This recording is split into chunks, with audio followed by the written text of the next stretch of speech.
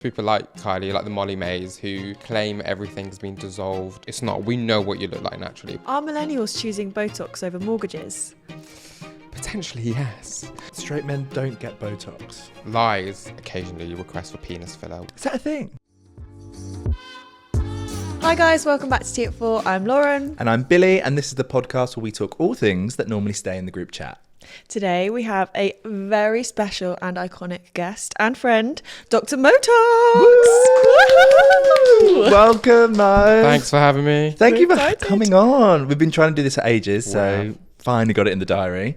If you could tell our listeners who you are, what you do, and what makes you so special. I think Right. maybe you could tell them what's so special. But no, I'm Dr. Mo, also known as Dr. Motox.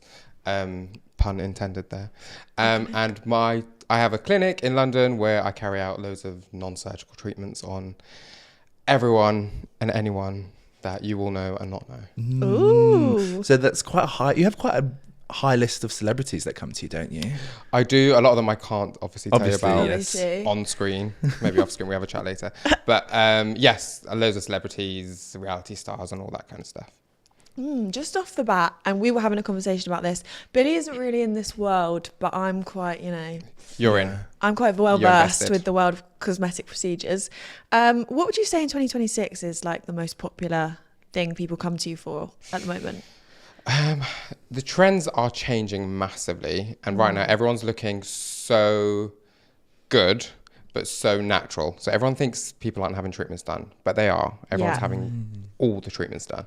But things are just changing in the way we're injecting. So everything we are doing now is making your own body heal and regenerate itself. Ooh. So the kind of treatments that we're doing are a lot more natural and a lot more subtle, but super, super effective. So you'll Yeah. see like the Kylie Jenners at the moment, the Emma Stones at the moment, Anne Hathaway, the Lindsay Lohans, they all look incredible. Everyone's talking about how incredible they look now. But that's because the treatments they're having done are regenerative. So the kind of things I mean by that are like exosome, PDRN, stem cells, all these things that the general public don't actually understand what they do. But it's all... Sorry to cut in. What are these treatments? Like, What is even that? This is it. No one actually really understands it that much. And Yeah. sometimes even it takes me a while to actually get on board with these things. So I'm like, what do these words actually mean? But all these things, they're injected into the skin and they make your cells try and like communicate a little bit better with each other. Wow. So then it might stimulate to produce loads of collagen. So collagen acts like a scaffold and it literally holds the skin up like a scaffold. And as time goes on, those scaffolds drop from like sun damage, smoking, vaping, all that kind of stuff. I know. You got no chance. actually, no. But these injectable things stimulate your body to produce those kind of things, like Yeah. collagen, therefore holds the skin up a bit better, helps you produce hyaluronic acid, which gives your skin hydration and makes you glow and shine. So that's the route we're going down, and that's going to be massive this year because I think some of those huge A-list celebs that are looking good are going to start slowly leaking the secrets of the treatments they're having done, I which thought you were are going to those. say like leaking the stuff out their face. Yeah.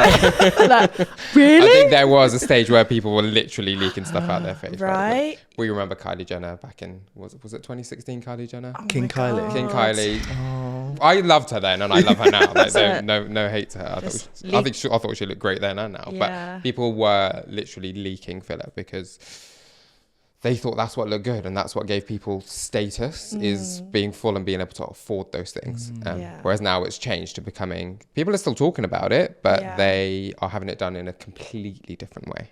Like, because we were talking as well, because like you said earlier that like Kylie Jenner, for example, at the Golden Globes, everyone was like, oh, she's had her lips dissolved, she looks so much better. But people assume that she's had like all of her cosmetic treatment basically erased, but that's not the case. No, that's a load of rubbish. And those people like Kylie, like the Molly-Maes, who claim everything's been dissolved and that's just the natural look. It's not. We know what you look like naturally. We've seen it. That's not what you look like. So these people are having those overdone treatments taken out for sure, but it's all being restarted again. I can guarantee Kylie Jenner has a face full of filler exosomes, all those kind of things. She's having it done, but she's just having it done very, very, very well now. Yeah. She's seeing someone who really knows what they're doing. Someone like me. That almost seems like sneakier though, because like when you could see someone's had his work done before, people could then kind of make their own judgments and be like, oh well, I don't necessarily need that, but now I guess, I don't know, it's like the everyday person might be looking at that being like, oh my god, they're so naturally beautiful, but actually they've got all these hidden secrets and they're comparing themselves. And it's a difficult scenario to be in, because she can do what she wants. It's none of our business, and who are we to judge and even talk about it sometimes, but they're also in the limelight, and if you're going to tell me you're natural, don't lie to me. I'd rather you not address it. It's like Kendall the other day, she came out and was like, I've had no work done. I'm like, Kendall, right? Can you tell? Yeah, she looks fantastic. She looks incredible. She's beautiful. But again, I just think just own it. Yes, you have had tweaks done. She hasn't gone through like the Kylie stage. She hasn't gone through like the King Kendall stage of looking done. She's always kept it natural, which is why she gets away with it a little bit more. But of course, she's had treatments. We've seen that nose. That brow lift. Like, she looks sensational. Her lip has doubled in size, and that doesn't happen just from maturing. Actually, with maturing, you lose your lip, you don't gain a lip. I'm saying, but in those circles as well, we see it. Like, Hailey Bieber's obviously got the Rose skincare line, and she attributes this perfect skin to like her cleanser, to her fucking glazing milk. But actually, she then goes on the podcast and says, well, I have my own blood injected into my face. Which is an incredible treatment, and that's why her skin will be glowing. I'm sure her products are amazing. We love Hailey, we love her. She is watching. She will see this. Love it. We'll do some promo for you. But she's also having those treatments. She's having her PRP plus a million other things while she's in the clinic, for sure. So what are these treatments? What's blood injecting? Well, so what happens with that is we'll take your blood, we'll spin it, so we'll get all of the bits that we don't actually want, all like the red blood cells and all that kind of stuff that we need for life, but we don't need it for beauty, so we'll get rid of it. We take the golden portion out. So when you separate the blood, there's this golden portion which has all the nutrients. It's got all your plasma, all your healing cells, all the exosomes, so those things that we are injecting back into your skin, you've naturally got that stuff, so we can extract it, take all the healing parts out, and then concentrate it in an area. And you can inject it anywhere. So obviously most people is their face, their neck, their hands. So if we inject it directly into those areas, it's going to work specifically in those areas, and it's going to cause regeneration, make you glow, and you shine. You in the clinic, you look absolutely crazy, obviously, because we've just taken your blood and injected it all over your face, and that's called like the vampire facial. Right. I've heard of that. I think Kim made that massive back in the day. I think she posted a picture of herself with blood all over her face, and everyone was like, "What is going on?" But that's what that is. So you're just taking all the goodness and putting it back in a concentrated area. Which Hailey, and I think Kendall said she has having that done actually as well. Yeah. You say there's like a massive trend then in rejuvenation. In like layman's terms, do you think everyone's just scared of aging? Yes, and I think that comes from social media. Like when I was in school, social media wasn't really a huge thing. The biggest thing we had was maybe Bebo and MySpace, and you had those horrible grainy photos. But now we've got such high quality photos, we've got editing, we've got AI, so everybody constantly looks flawless. And obviously you want to look like that as well. Most of it is not real. The lighting, like we know what lighting can do. I know what makeup can do. So it becomes a bit unachievable. But people then compare themselves to that standard and want to get to that standard, which is scary because it's not actually possible to get to that standard. But people want to do whatever they can to slow aging down and look the best they possibly can. Which I'm here for. But I think we just need to know what our limits are. 100%.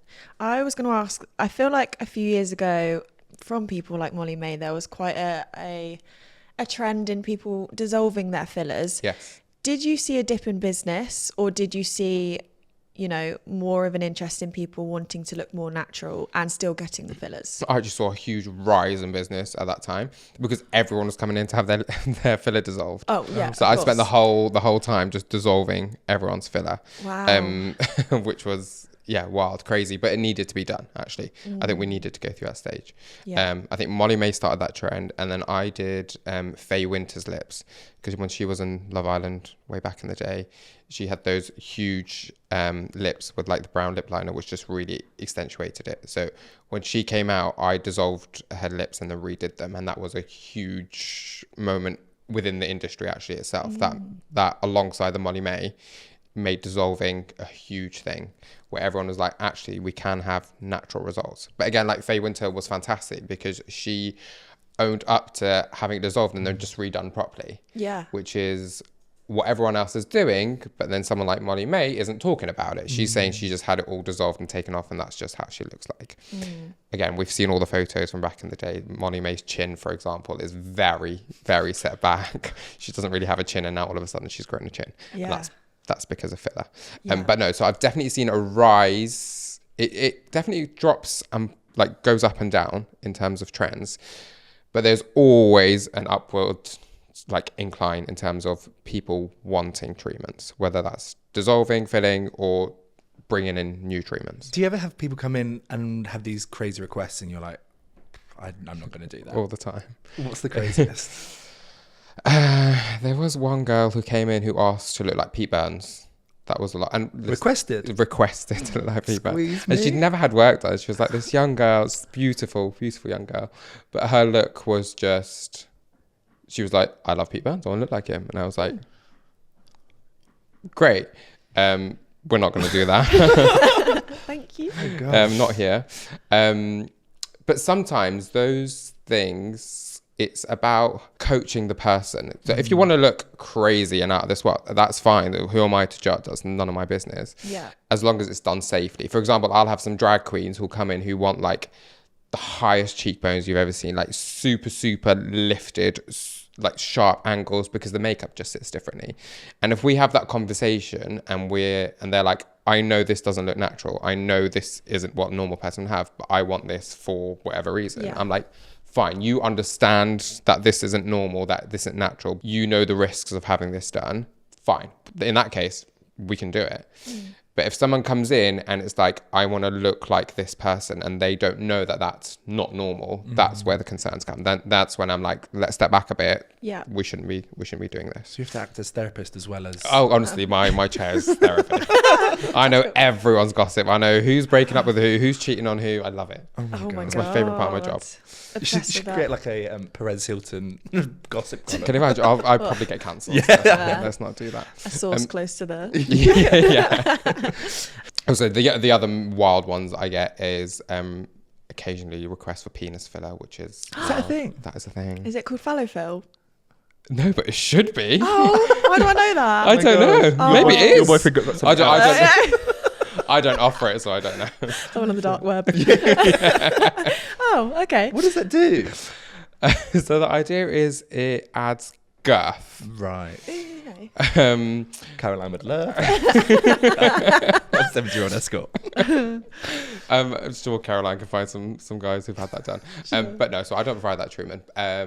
But you can have it injected to add girth to the penis, which to me is wild. Like, it's such a dangerous treatment, and I've never seen like a medically qualified person offer that treatment. The only time I've seen it is like backstreet kind of people who shouldn't really be doing it. And if you are having your penis injected, please don't go to a backstreet person, because that is absolutely crazy. I mean, this might be a really dumb question. What is it about the procedure that makes it so dangerous?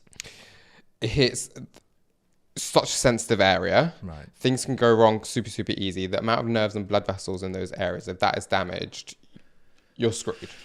So you want to, if someone is injecting around there, you want to go to someone who like really knows the anatomy of that area. And that won't be someone in the back of a kitchen. Down this road. Yeah, down this road.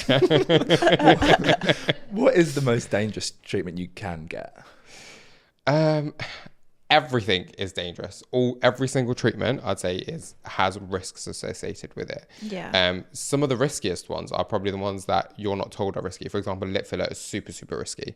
If like a little bit of filler goes into one of the blood vessels of the lip, it can block it. If it blocks it, the skin will die and your lip will fall off. But there's a big but.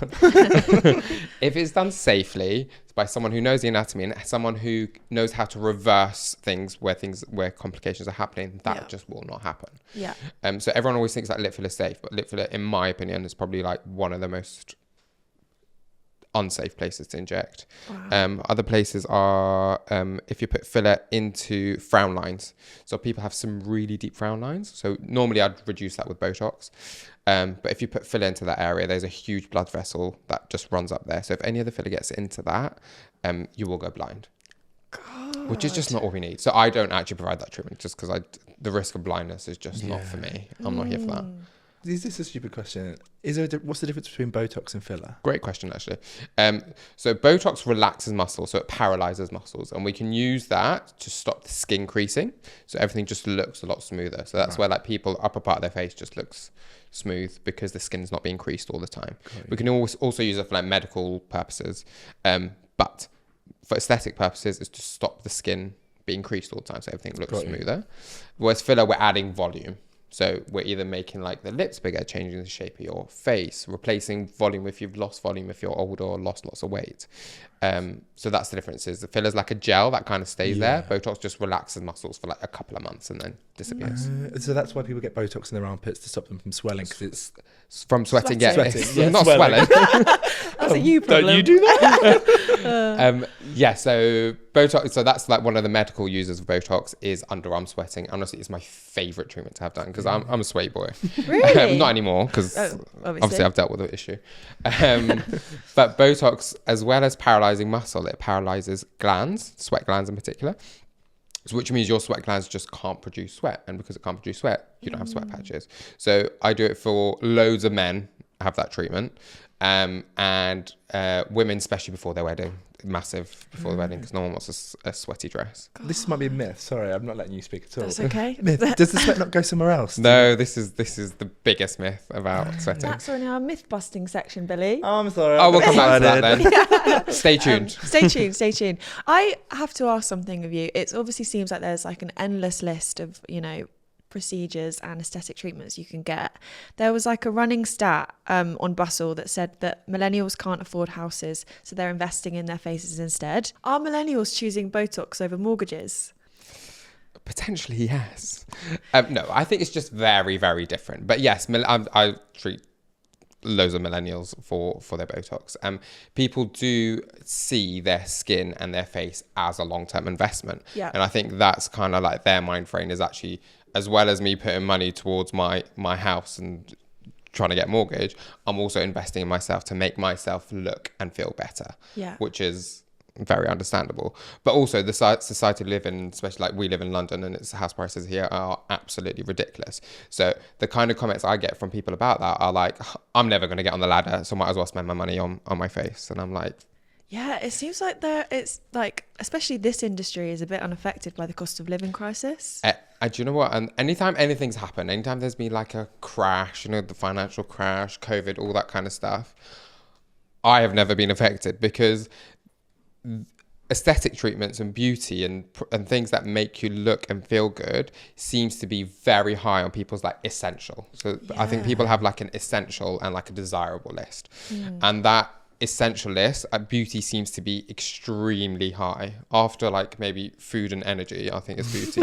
Even food's not even a thing anymore because everyone's jabbing. So yeah, can you see like, is there a difference between like Gen Z and millennials? Is there any trends, or like do millennials do more treatments, or is it equal? I find the younger ones actually are having less treatments because I think the clean girl aesthetic seems to be very, very big, and the clean girl aesthetics comes with like minimal treatments, I think, and just looking very, very natural. Yeah. Whereas the slightly older crowd are used to, or were in an era where the people that they looked up to were filled and did look like they had loads of treatments. So they're definitely a lot more having a lot more treatments. But then that also the difference in ages means that some people, they need it less as well. So they will probably be converted to more exciting treatments. Yeah. But I feel they're spending more their money on skincare products and like facials and all that kind of thing, which is what people should be doing actually. I don't think you should be jumping straight to having injectables at all. I think you can achieve a lot more doing what you're doing at home. But the problem is people want like quick, fast results. Yeah. And unfortunately, I can give you quick, fast results. Yeah. What's like the best at-home treatments you can do? So a few things. Number one is a skincare program. You need to be on a fantastic skincare program. That will keep you looking younger and fresher for longer, and it will make you requiring Botox a lot later because the skin is just more hydrated. That's number one. Number two is... what's the program? Honestly, super, super easy. An easy skincare program that everyone can stick to is in the morning, a vitamin C. Mm-hmm. And a sunscreen. I do that. Right, stunning. At night is a retinol. And I do that. Wonderful. And those two things, vitamin C and retinols, are the two things that are really doing something to your skin. They're making it produce collagen, they're hydrating, they're increasing the skin turnover, which means you've got like new, fresh baby skin coming through a lot quicker. Right. But those two products come on a range of strength from very, very weak to extremely strong to like prescription level strong. Yeah. Now, when people first start, I'm like, just start low and then work your way up. Because if you start high, you'll hate it because your skin will literally just fall off. Mm-hmm. So you start really low and work your way up. And the higher you go, the smoother things look, especially retinol. Retinol is so, so important. But people have like a love-hate relationship with it because they use like brands which are like too strong or too aggressive. Yeah. And then they think they're allergic when you are not allergic to retinol. I can pretty much guarantee that. So if you use a good quality, a great brand that has a really high number of strengths in their system, then you can start low and work your way up. Like the one that I always tell my clients to buy is Medicate. Medicate do the best retinol. I'm going to try it right now. The Crystal retinol, honestly, there is nothing better on the market. I'm yet to see something that's better on the market. What's the price range of that? Baby, you can Google that. Oh no, sorry. It's coming off the top of my head right now. I think the starting one is like 30 quid or something. I can do that. You can do that. I can do that. That's like what, 2 coffees in London? Yeah. True. Just get 2 coffees, you'll have young skin. 1 pint. Yeah, exactly. 1 pint, 2 coffees. You mentioned the weight loss jabs. Yes. And I'm seeing, especially online, a big trend of people now wanting to reverse their hollower faces from like the rapid weight loss. Yeah. Have you seen puffing up as the new beauty trend? Massively, yes. Huge. So everyone is jabbing, and like when people first come into my clinic, they are filling out a little form, and I'd say most people, it says Monjaro or whatever other companies in Ozempic, etc. Most people are on it now, and we know that, and we see that all day long, and it does incredible things. Like I love it. I'm a huge advocate for it. I think in terms of like general health benefits, it's doing masses for people. You don't really see bigger people out and about in London. I'm saying that all the time. Like I sit on a train and there just isn't, because everyone's jabbing, which is fine, great in terms of health benefits. But I think sometimes people are taking it a little bit too far, because I don't think you see yourself in that way, and they just think the skinnier the better. Yeah. But what happens is, yes, you will lose fat everywhere, including your face. The only place that doesn't look good with huge fat loss is your face, because we've got big fat pads all over our face, which like holds things together and gives everything structure. Now, when you lose weight, you can't control where you lose that from, and inevitably, unfortunately, you lose it from areas that you don't really want to lose it from, including your cheeks here. So this area here, we have the biggest fat pad in our face is in the mid part of the cheek, the front part of the cheek. So when people lose weight, that sinks back, which means all this skin that is held up really nice and high, all of a sudden hasn't got any support, and it's dropped down and it's hollowed, which doesn't look that aesthetic. It ages you. With aging, we naturally lose that fat pad, that's what gives older people hollowness in this area. Well, one of the reasons anyway.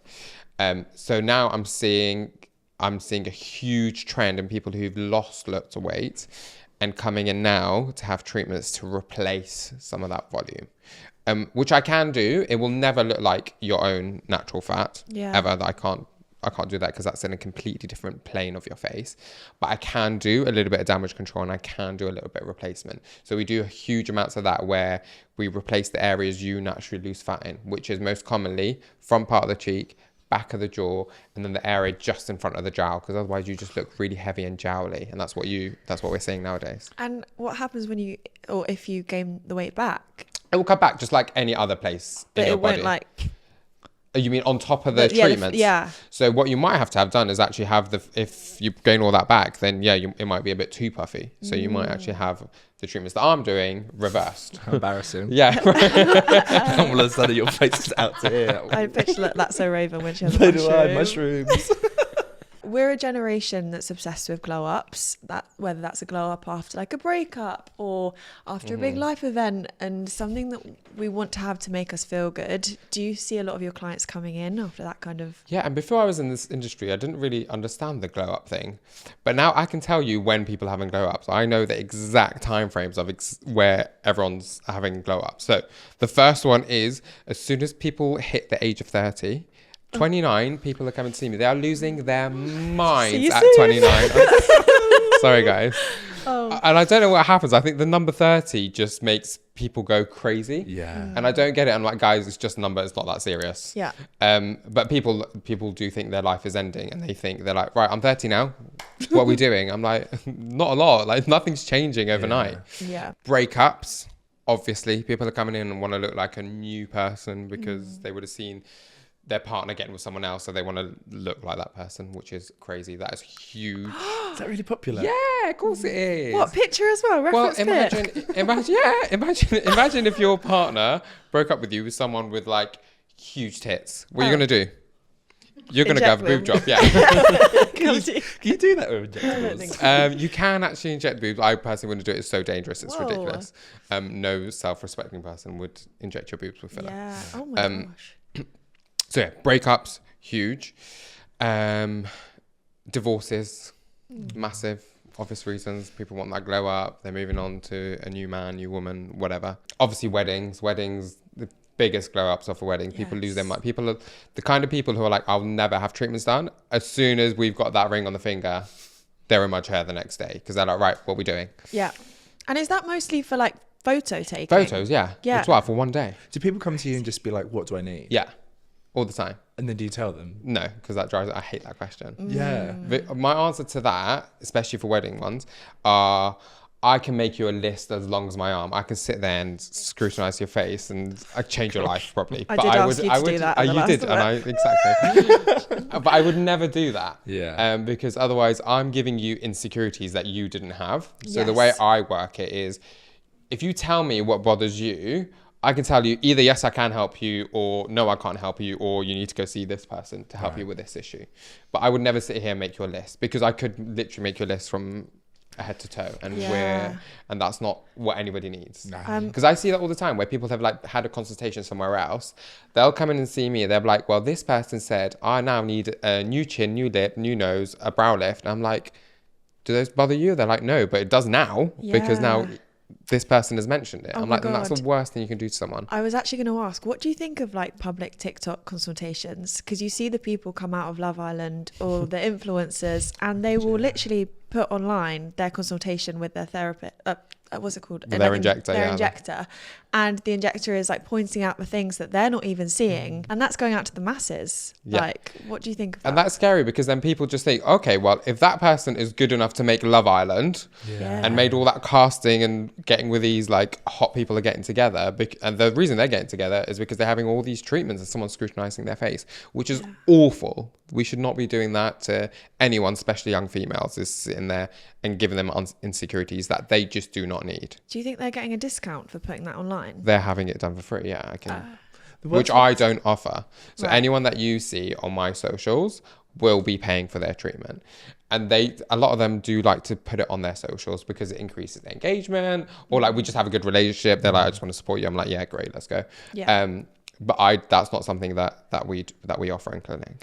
The worst one I see is always like people giving that unsolicited advice. Like rude. Yeah. So rude. Like they'll be like, oh, this person in Love Island, she needs this, this and this. Oh, it's crazy. But then imagine if that was you, right? And you're sitting there on TikTok in bed at like 2 a.m. scrolling, and someone's like, you need this. That would make me spiral. Yeah. That would gag me. I'm sorry, what? I can't imagine. Do you ever hear that from your clients that come in? Yeah, it's really sad, because they'll come in and they'll say, oh, someone was talking about me online and they know, oh, I did this TV show and they noted this. And I'm like, that's just so mean. Yeah. How have people got time to sit there and just do that? I mean, I would probably do that. You need this. No, I wouldn't. Just make sure you tag me. Yeah, that's my like burner account. Literally. Do you think that the way we view ourselves has like changed since lockdown, or like? Oh yeah. Lockdown has made my business thrive. If there wasn't lockdown, there would be no Dr. Motox. Really? Yeah. Wow. Lockdown was massive for me. Like my socials went crazy, inquiries went crazy.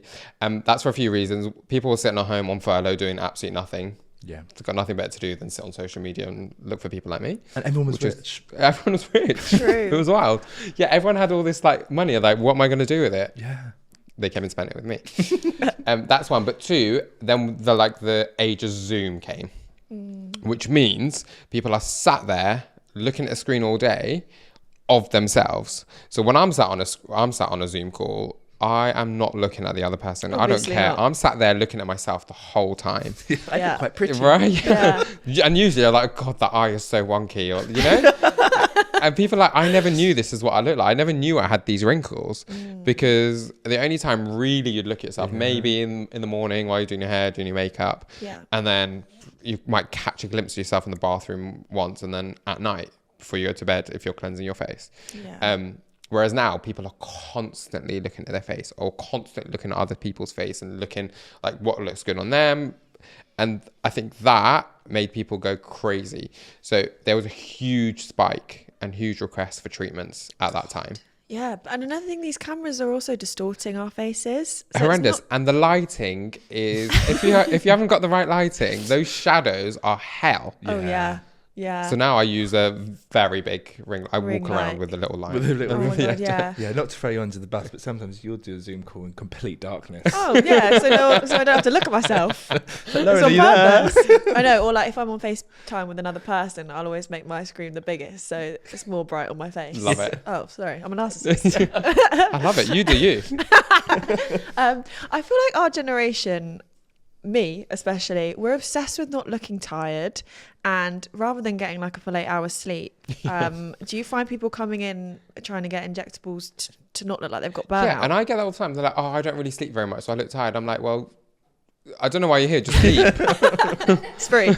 I can't give you that. Like, what do you want? Melatonin? Like, Yeah. And it's and yeah, so people are obsessed about looking tired. People are so concerned about their eye area. Yeah. Which makes sense because that's the first thing I look at when I'm looking at you, right?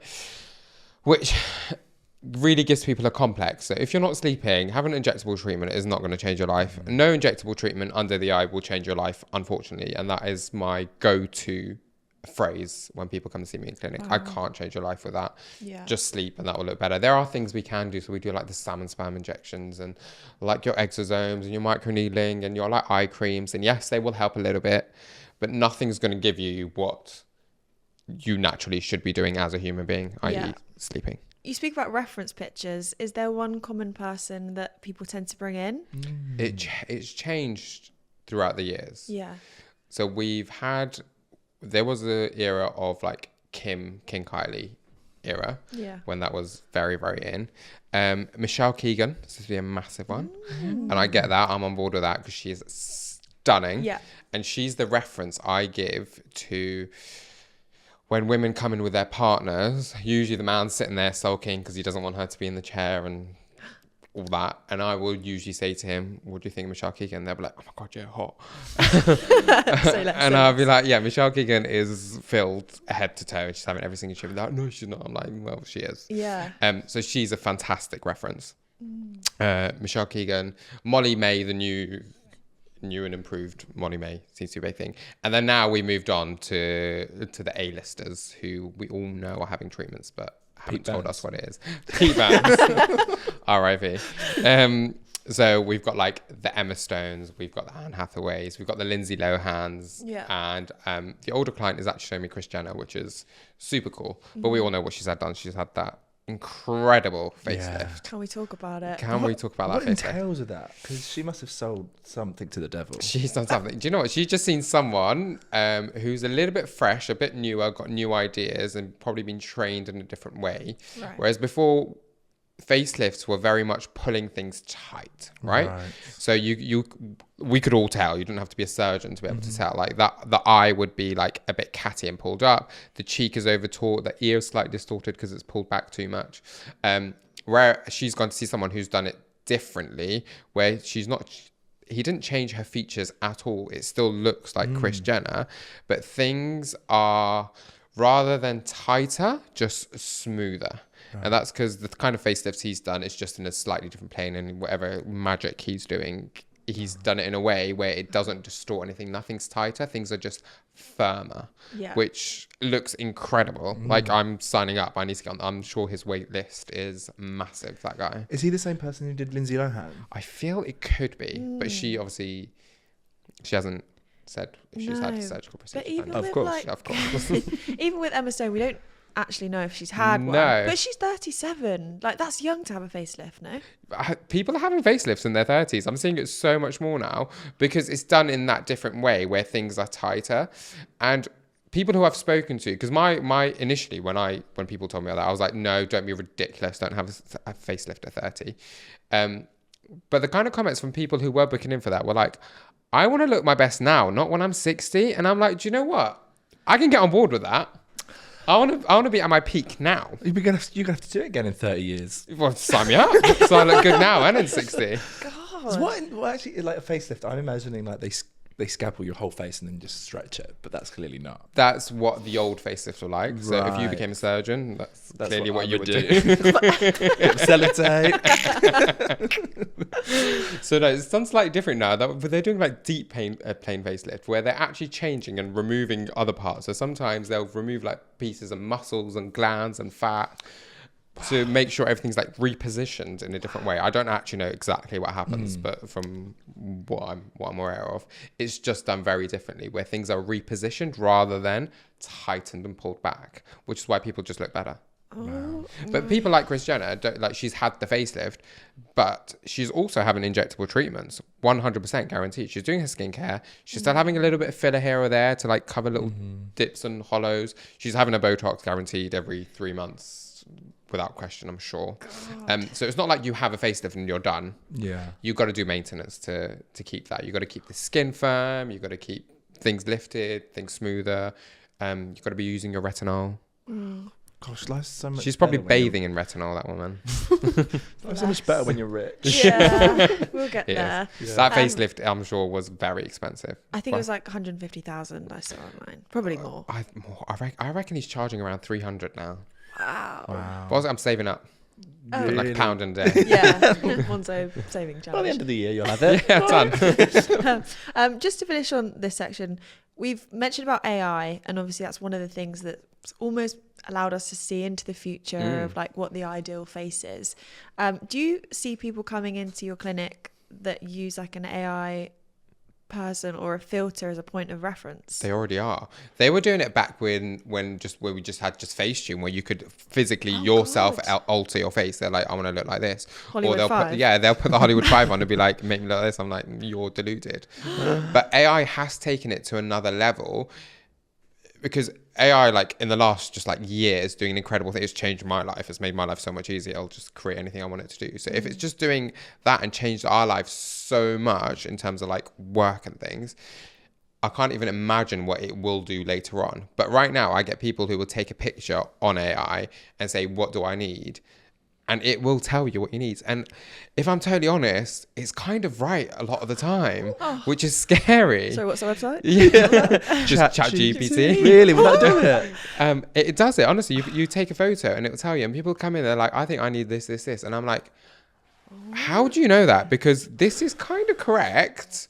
Because that's the kind of things that I would look for. And I don't know how this AI has been trained to be able to do my job just without the injecting part. It is crazy. Yes. And I'm seeing that so much more. I had a photo literally yesterday. One of my clients sent me a photo saying, I want to look like this. I think I need cheek filler. And I was like, that's what cheek filler would do. So yeah, no, you are right. But it's scary because then I'm going to be presented with a lot of that. And I don't know how I'm going to deal with that with the patient and what the right thing actually is to do. It is a little bit scary. They're almost like bypassing you and the kind of like the therapist side of it. 100%. They're just booking in for the treatment. Yeah. They're like, make me look like this. But they might not necessarily want it. Really? Yeah, That's just what they're told. And that's so what it's doing is, so when I was saying earlier that I don't make a list about people's insecurity to give you insecurities, ChatGPT is going to be doing that for you without doing the human side of being like stepping away, like actually you shouldn't probably do this, because it will just do whatever you tell it to do. It just follows a prompt, which is scary. Jesus. And in terms of like on social media,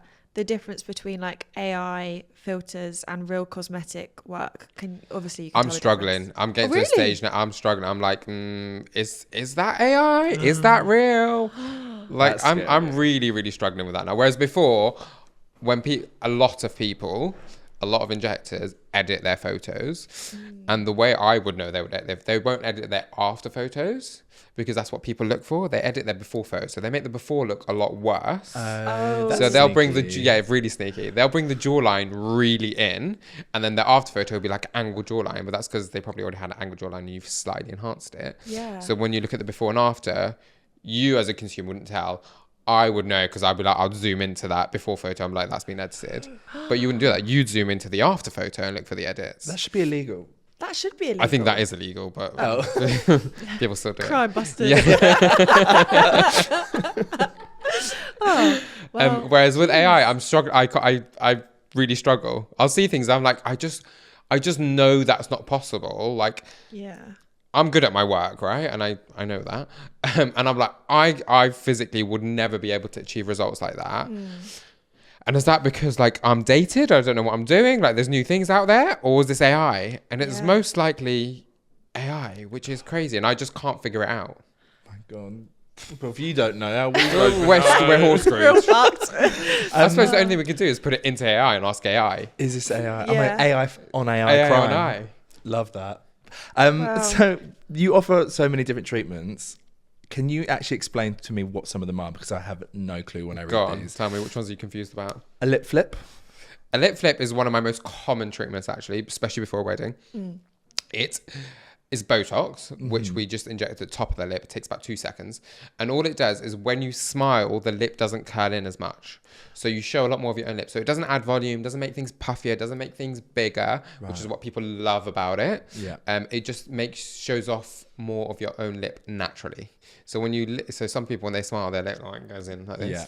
Yeah, I do that. Yeah, we'll book you in. And all it does, it just turns it out. So you just show a lot more of your own natural lip. Oh my God. Super subtle. I thought you were like stitching the lip like that or something. Or like Some not people stitching. do, and gummy smiles. Yeah. Have you seen that creator Eva? She's just had something where she had a lip her, lift, did she? maybe a lip lift so she can cover her gummy. Yes. Yeah. God, it's fascinating. Jaw grinding Botox. That is actually also very huge. So a lot of people clench and grind their teeth, so they get pain. So they get like something called like TMD pain. Right. And when you clench and grind your teeth, it's a bit like if you go to a gym the next day, you're sore, right? If you're clenching and grinding your teeth all night, every night, without even thinking about it, you can't control it, your muscle's going to be sore the next day. People get headaches that like spread up to the head, neck and down the side of their back, and it's quite debilitating actually. It also means you wear away your teeth, because if you're clenching grinding your teeth, you're going to get like super flat, chipped, broken teeth. So what we do is we relax that muscle, putting Botox into that muscle, paralyze it so you physically can't clench it as much, which means basically you take it out of the gym. Once you take it out of the gym, the pain disappears, because if you don't go to the gym, you're not going to be in pain. And it also changes the shape of your face. It actually slims it. Is this masseter Botox? This is masseter Botox. Right. You'll see it all over TikTok. Yeah. And what it does, it relaxes the muscle. When it relaxes the muscle, the face shape changes. So everything slims down hugely. It puts the whole jawline in a little bit. So especially on a female, they want to be slightly slimmer in the face. Whereas on a man, you probably wouldn't do that treatment because it would slim your face. Whereas on a man, you want to be like big and masculine. Yeah. Not everyone, but that's generalization. Yeah. The next one is gummy smile correction. Yes. So again, that's looking at my teeth. I'm like, do you need that one as well? No, fine. So some people, when they smile, they have a really, really high smile line. They show loads of their gum. Beyonce was one, but I think she's been having gummy smile Botox. But back in the day, if you have a look at some of her photos, when she smiled, her smile went up super, super high. So what you can do, you relax the muscle that pulls the smile up, so you show a lot less of your gums, which... So is this on your mouth?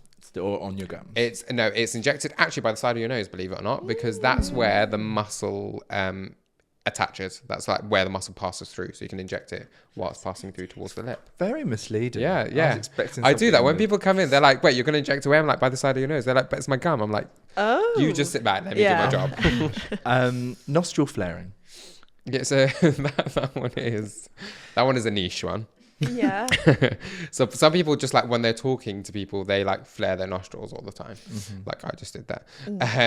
And they don't like that. And if you don't like that, that's fine. We relax the muscle and it just stops you flaring your nostrils. But yeah, very niche. That's a niche one. Okay, and then nose tip movements. Is that around the same thing? It's very similar. Again, extremely niche. So there's a muscle that goes from the top of your tip of your nose down to the base of your teeth. And some people, that muscle is just strong. And because it's strong, it pulls down when you're talking and smiling. So putting Botox to that muscle relaxes it and stops it moving as much. I had no idea that was a thing. I've never looked at the tip Honestly, of someone's there's nose. so many like weird little niche things that you can use these treatments for. Yeah. Which is super exciting, super fun. But it depends on what someone's hang up is, which is usually something ridiculous. Like, why are you concerned about your nostrils flaring? Yeah. Like crazy. It's crazy. It's because someone would have pointed it out at some point and now it's in your head. I'm sure they've got bigger fish to fry. Yeah, exactly. What's your favorite, your personal favorite? My personal favorite treatment to do is always a nose treatment. Where we straighten humps and bumps and lift the tip of the nose, because that seems to be a massive thing for people just emotionally. They would have been bullied about their nose. Someone's made a comment. They sit in photos all the time. So that's the one that I get, if someone's going to cry in my chair, it's usually after I've done their nose. That's the one that I'm like, okay, that was quite nice. It's way less invasive, I guess, as well, than having a whole nose job. Yeah, it literally takes 5 minutes, if that. Not even that. I can probably do it in about 2 minutes and all of a sudden your nose is straight and lifted. And don't get me wrong, not everyone's suitable. If you've got quite a large nose, there's limits to what I can do. But if you've got a little hump and bump, or the nose goes to one side, I can do a little bit of contouring basically. To make it look straighter, and that goes down a treat. Gosh. We've got some beauty treatment myths. Go on. If you'd be down to quick fire, debunk or confirm. First one. Do you want to do that one, Billy? Straight men don't get Botox. Lies. Straight men don't get Botox as much as women, but they definitely need to get Botox. And I can guarantee you, every single time this happens, someone will come in with their boyfriend, their partner, whatever. She'll be having her treatments done. He'll be sitting down watching. I can guarantee you, a few weeks later, he is in my chair. Ooh. And do you know what happens now is when they break up, they come and see me separately, which I love. Love that. Get the tea as well. Is preventative Botox real?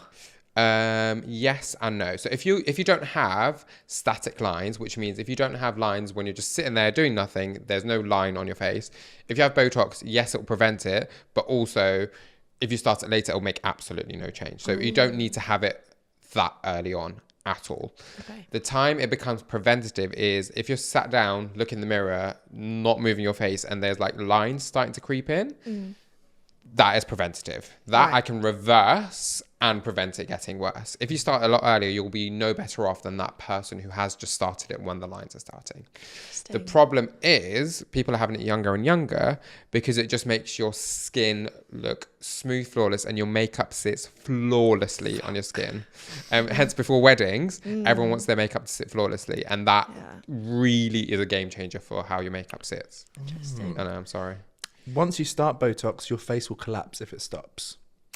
That's the biggest myth I've heard.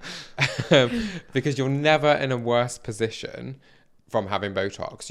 What we've done is for a 3-month period, we've stopped those lines etching into your skin. So you're always you've got that 3 months on your banked away, basically. And don't get me wrong, if you have too much of it, the muscle can waste away. If your muscle wastes away, things can collapse. But that's if you're having it too often, too much, if you're constantly frozen. But if you're sensible with it, then you're always better off. So you can have it done once and you've been better off. But I would say that as well, wouldn't I? Yeah. That's crazy.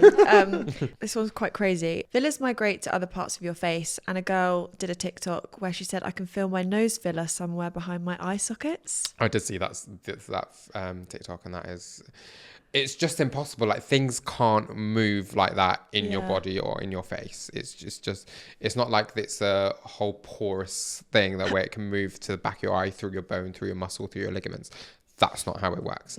However, filler does not dissolve. Everyone always thinks filler dissolves over time, and a lot of it does, but there's a little stubborn layer, in my opinion, never goes. And I think that's what people don't know when they have treatments. And when they come to see me, I always tell them before they leave, before I inject, not before they leave, give you a warning, that there will always be a little layer there forevermore. God. And the only way to remove that layer is by injecting it. Now, if you have too much filler put in the same place, it can like push it out slightly, because the new bit goes in the middle, the others get pushed out. Like lips, for example, you see people sometimes with really puffy lips. That's because the old filler's been pushed out slightly. The new filler goes where it is. And then you just build up those layers, which means it just never goes. But no, it doesn't move in terms of just like having Dotting a little around walk your around. body. That's not what's happening. Next one is injectable stretch your skin permanently. It can do. It's a bit, so the way I explain that to people is about, if you put a little bit of weight on and lose that weight, you're not going to get stretch marks. Your skin just goes back to normal and everything's like right and tight. But if you put loads of weight on, overstretch the skin and get stretch marks, when you lose the weight, you have saggy skin. Exactly the same with injectables. So if you have like huge amounts of lip filler, the skin will stretch. So when you take the filler out, it will be a little bit saggy. But if you're within normal limits, that's not going to happen. So if you're having like 1 or 2 mil here or there, absolutely fine. It's like putting weight on and losing weight. But as soon as it becomes obvious that you've had filler and things are stretched, then yes, that can happen.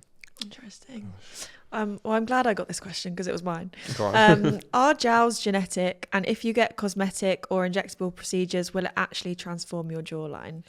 This seems to be huge at the moment, and I don't know why. I'm seeing so many people come and ask me about jowls. It's the master Botox talk, because It is, they're you're like, right. if you do it, I don't know, if it goes wrong, then you get jowls. Well, let me debunk that myth. So jowls are hugely genetic. So some people just won't get them because it just doesn't run in their family, whereas a lot of people will, because it will eventually come. And that comes from the skin changing, the fat changing, things becoming heavier, you losing volume in certain areas.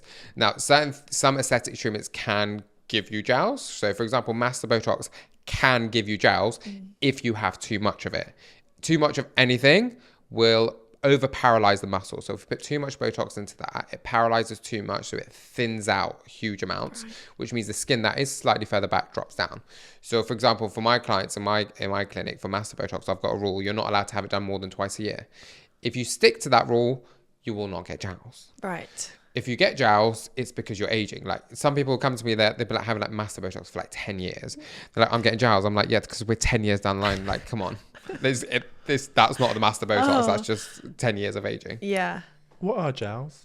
Like what I've got now, basically. You don't have I fucking jowls. hate my jowls. Yeah. What are On this jowls? camera, the angle, I do have jowls. It's like, It's the heaviness here. oh, Oh, I thought it was here. Well, the whole thing connects together. Yeah. So Confirmed. heaviness all the way down here, that's because we've got a fat pad here, which becomes a bit looser. Right. And if your chin is a little bit set back, this looks even heavier.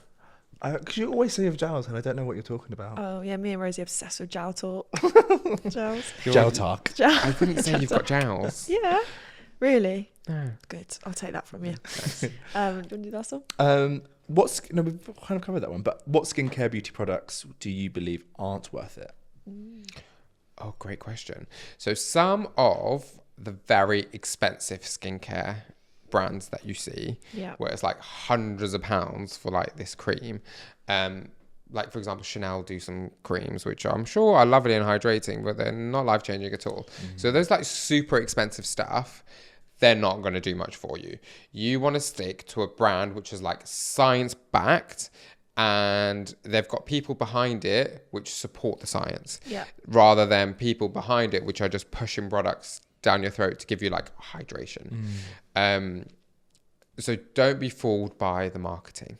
So some of the ones I personally would trust are Medicate, always fantastic products. La Roche, again, beautiful science. CeraVe, incredible science behind it. So these big brands, even some of the products from The Ordinary, they've got some really cheap products, but they're actually quite good because they're like science backed. So you don't have to spend huge amounts of money on skincare and on beauty stuff. So that's just something to be careful with. Is don't be hoodwinked by these, like, just because it's expensive is better. Yeah. It actually probably isn't. I personally wouldn't buy that. A lot of those creams I wouldn't put on my face. That, and then devices. Everyone's making devices nowadays. Most of them are a load of rubbish. Like I went to Primark the other day, and they had an LED light, and it was like £2 or £3 for an LED light, and I was like, "What is it's literally fairy lights in I'm holding fairy lights in my face. Ridiculous." And LED masks I love. I think they're fantastic. Everyone should be using them, but you've got to use the correct ones, the ones that are science backed and doing the things that they should be doing for your skin. So you shouldn't be using your Primark LED light. LED light. Get your Shark LED light, and that will transform your skin. I know. I love when people do like what the things in the supermarkets, the red light on the. yeah, ridiculous. Yeah, again. Silly. But actually, great for viewing. Great when I'm at 2 a.m. Absolutely. Does edible collagen work? Yes. Really? And no. Oh. Yeah. So collagen is fantastic if you use the right one. There's everyone's making collagen nowadays. Everyone's packaging it up and making it look nice. Yeah. A load of it is a load of rubbish. So collagen is quite a big molecule, right? If you take actual collagen, your body can't absorb it. It will literally just go straight through you, come out the other side. Oh. So you've got to take a type of collagen that has been broken down, like chopped up into little pieces, so your body can actually physically absorb it. And when it absorbs it, then it can use it to make collagen. However, you also need to be doing treatments for your body to need the collagen. It's a bit like if you don't go to a gym and just start taking protein shakes, you're not going to bulk up. You're not going to have abs. But if you go to the gym and take protein shakes, that's going to work. Same with collagen. If you're going to have treatments, even just using vitamin C, just using retinol, your body's trying to make collagen. So if you feed it collagen, it has the collagen available for it to build those blocks. Interesting. So things like retinol, vitamin C, microneedling, those kind of things are trying to make your body produce collagen. So if you're doing any of those, you should be taking collagen. Most collagen is a load of rubbish on the market, especially if it tastes nice. Collagen, when it's broken down, tastes horrible. It's really bitter. So most of the companies will put little flavorings in them to try and make them taste nice. It tastes okay. So I take it every single morning with a little bit of orange juice, shot it, it's gone, it's done. So one of the brands that I love, the only brand really that I've seen that actually make a proper collagen is one called like Luna and Solace. They're a very small company, but they make a fantastic collagen. All my clients are on that collagen daily basis. You just take it every day. I'm gonna make a note Write of that down. Luna and Solace, LUNASOLIS. What is snail mucus? It's one of those things where it's just kind of like a bit of a trend on TikTok. But it is. I think there must be like factory or something where they have like all these snails. I'm sure I looked into it at abusive, one point. I'm sure. It's real snail mucus. Yeah. It's actually snail mucus. And that is obviously like super gloopy, super hydrating. So when you put it onto your skin, it just looks super shiny. Of course it would. Is it actually doing anything? Probably not. What about a gua sha? Gua sha, fantastic. Actually, I know gua sha I do recommend to people. I know it looks like a bit of a fad, but it's not. What it does, it depuffs. So it takes the water retention out of your face. Yeah. So everything looks sculpted. Like Kendall Jenner actually did a little video of it for Vogue where she sculpted her face and everything looks lifted. And that would actually work. But not long term. It would work for like a couple of hours. Yeah. So like if you're out and about going to an event, you wash your face, you will look sculpted and lifted. Yeah. And you can get some of those. There's some like devices now you can get that go like super cold that you can use on your face, which is like they're inspired by a gua sha. And that can cause loads of lifting and just make you look sculpted, lifted, and fresh for the rest of your day, especially under the eyes. Under eyes are what looks super puffy. Yeah. So if you use one of those devices, it just takes all the water retention out and things look smoother for like the rest of the day. You'll wake up in the morning, still be puffy, but then you just got to do it again. So that's a bit like putting makeup on. It only lasts for a couple of hours. It's not going to change. Exactly. You just do it as part of your routine before you do your makeup. So you just put like some sort of like hyaluronic acid serum on, use that device all the way around, you'll be sculpted, put your makeup on, ready for the day. Skincare that's got gold on it. Is it a fad? Obviously. It is obviously a fad. And I think everyone knows that deep down. Because what is that doing? Like gold, your body can't absorb gold. That's really? one thing. Yeah. Fake tan is, no? Apart from Billy, Yeah. no one's else skin absorbs gold. So it's not going to do anything. Right. It can, like, if it's put like in an exfoliator, it can like help exfoliate and like roughly remove the top surface layer of the skin. But why would you use gold when you can use something a lot cheaper, basically sand? Pummel stone. Yeah, pummel stone, exactly. Like, yeah, ridiculous. God. It's just making things expensive just to make it look a bit more luxurious. Yeah. Okay. Well, obsessed with that. Yeah. To wrap up the conversation, what do you think? I mean, the culture of beauty has changed so much, even just in the last 5 years. What do you think it will look like in the next 10?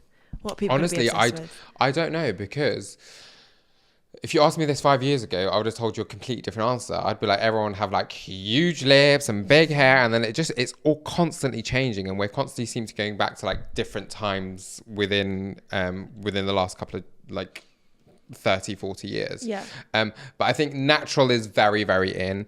AI is definitely going to change how we look at things, how we perceive each other, and what kind of treatments that we do. And I think even I will be led a little bit by like what AI is telling me and what kind of things I'll be doing. But it'll be very much clean gal aesthetics. Skin is going to be huge. I think the innovations that are happening within skincare, and the kind of things that we're actually discovering are incredible.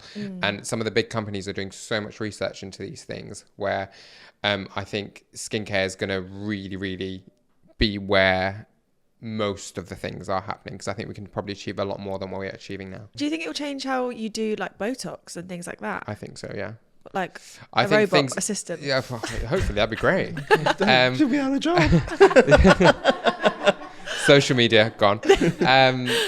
I think we'll probably get new products out as well, in terms of like Botox something new might come out that might rival it. Ooh. That's interesting. Which will be super exciting. And then by the time we can afford it, it'll be old news. Yeah. Or imagine people doing it at home themselves. Hopefully we don't get to that point. Let's not get there. Yeah, sorry. Let's not manifest that one. I need a job. I've got bills to pay. That was an amazing conversation. Thank you so much. Thank you so much for having me. Obsessed. Give it up for Dr. Mo, everybody. Woo! And where can everyone find you on your socials as well? Socials at Dr. Motox, TikTok, Instagram, YouTube. That's the new one. You. YouTube. Follow, like, subscribe. Thanks. Amazing. But thank you so much. Thank you. Woo!